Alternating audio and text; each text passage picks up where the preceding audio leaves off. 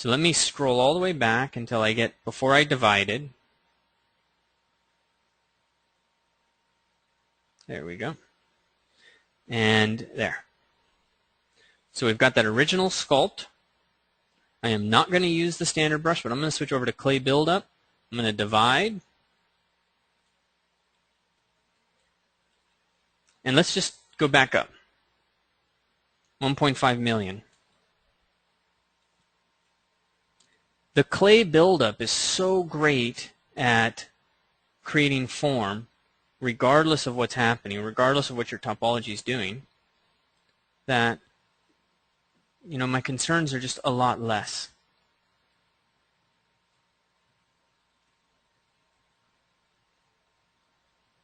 Now this is not my preferred way of sculpting eyes, but it demos that I have more control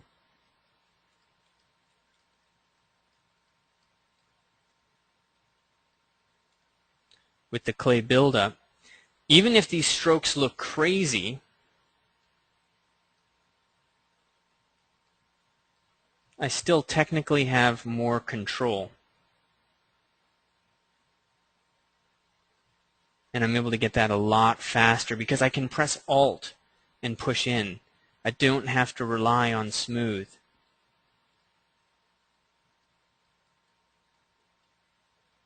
I press Alt, and now I'm going to really start to define that frontal process, the maxilla. I press Alt, I let go of Alt, start to cut, change my path. Boom, boom, boom, boom. Build that back up. It's like this beautiful knife and sculpting tool all at once.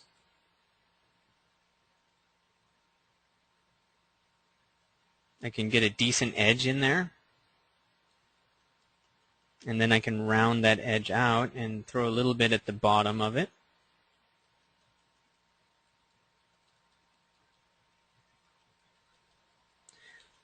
But it's very loose. You see how the approach is different. I got a better result faster, and there's more structure in this, in what I've ended up doing. There's a lot more structure, and I did all of that at 1.5 million polygons without ever going down in my subdivision level. So it's really important for me to bring that up right now because I personally think that we have now shifted. The standard brush is a great approach, and using your subdivision levels is still really important. But we have artists like Cesar Zambelli. He uses the high resolution and sculpts almost entirely there, using the clay brush. Nothing else. So what would be a problem with this?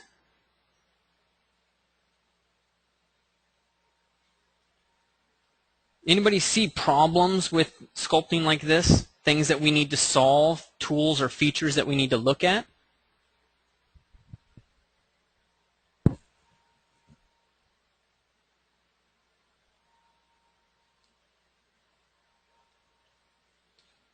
Yeah, Michael's got it. Fine detail. Kathleen, a different kind of smooth. You lose control over complicated forms.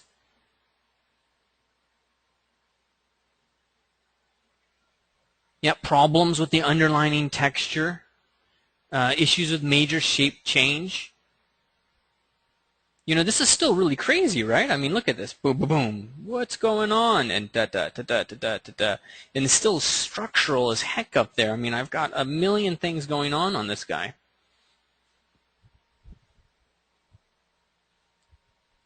Well, let me show you the smooth approach that I use at this level. First thing, this kind of stuff, I just need to press Alt and start to round that out. Start to just be really clear. I'm going to put in my anatomical notes. I'm just going to work on this part of the face.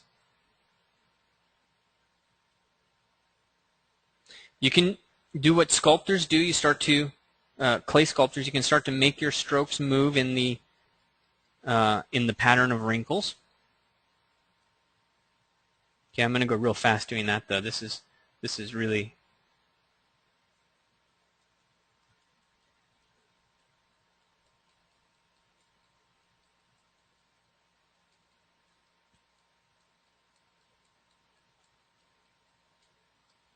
Okay, so we're just getting a little bit of this form intact. And then let me go into brush and take a look at my screen real quick. I'm going to adjust depth. I'm going to set this embed to 0.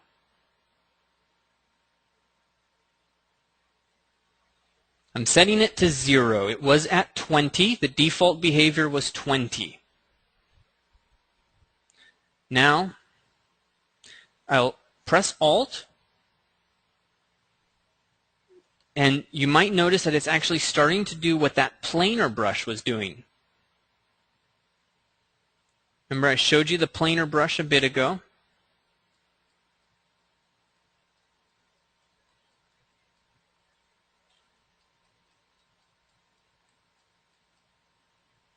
See how it's working?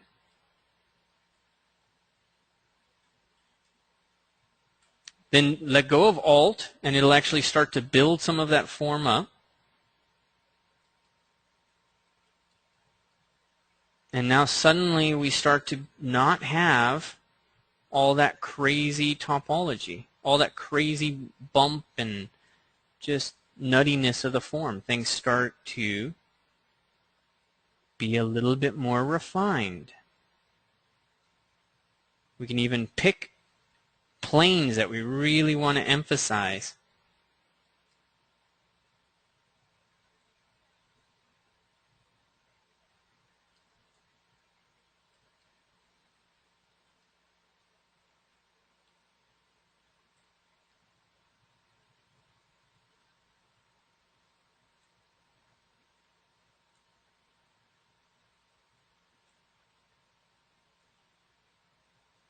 I want to really flatten the stuff happening underneath his eye there. And there you go. Another form of smooth. So it's a whole new paradigm is what we're really talking about, which is really cool because now it's a lot more like natural sculpting. It's a lot cleaner. And if you haven't noticed, I still have not used a lot of features. I mean, look at that brush palette. Morph, move elastic, there's an insert dragon thing, Damien standard brush, displace, flatten, pin, snake hook. I have not changed my brush. I've used clay buildup to do everything on this guy for the most part, along with move and smooth. So 3 brushes. Move, clay buildup, and smooth. Let me check the questions.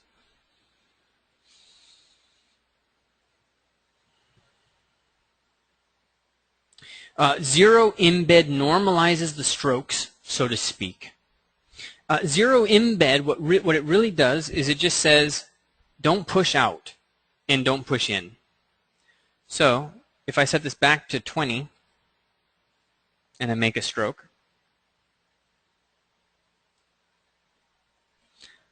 you can see this depth, this ridge, that's 20. That's what 20 does. Now, let me set this to 100.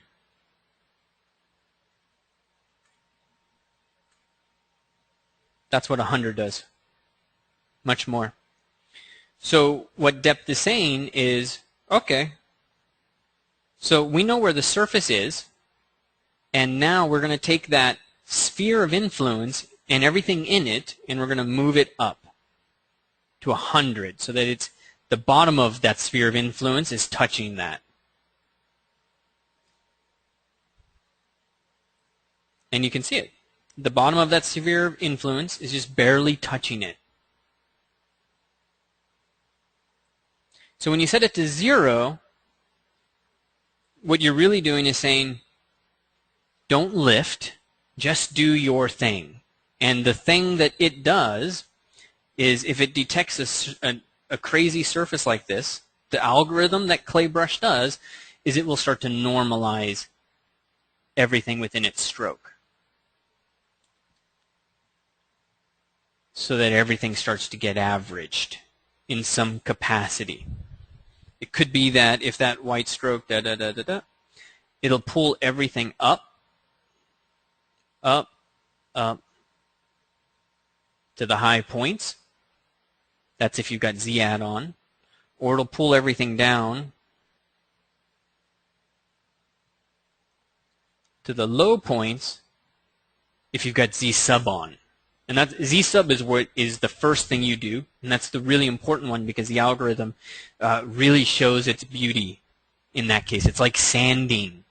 It's like taking a rubber palette across the surface of clay. You just shave off all the stuff that's on top.